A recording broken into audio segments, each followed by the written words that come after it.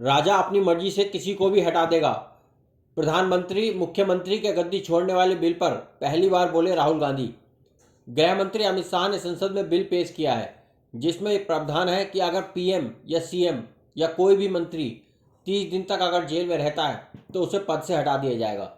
इस पर राहुल गांधी की पहली प्रतिक्रिया आई है। राहुल गांधी ने कहा, भाजपा जो बिल पेश कर रही है उसकी खूब चर्चा हो रही है।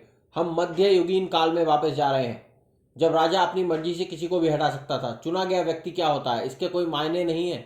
उन्हें आपका चेहरा पसंद नहीं आता इसलिए वह ईडी को केस दर्ज करने को कहेंगे और फिर एक लोकतांत्रिक रूप से चुने गए व्यक्ति को 30 दिन के भीतर ही हटा देंगे।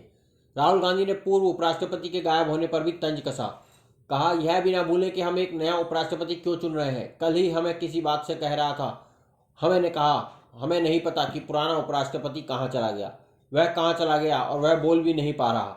लोकसभा में विपक्ष के नेता ने कहा, जिस दिन उपराष्ट्रपति ने इस्तीफा दिया उस दिन वेणुगोपाल जी ने मुझे फ़ोन किया और कहा उपराष्ट्रपति चले गए। इसके पीछे एक बड़ी कहानी है कि उन्होंने इस्तीफा क्यों दिया। आप में से कुछ को वह कहानी पता होगी, कुछ को नहीं, लेकिन उसके पीछे एक कहानी है।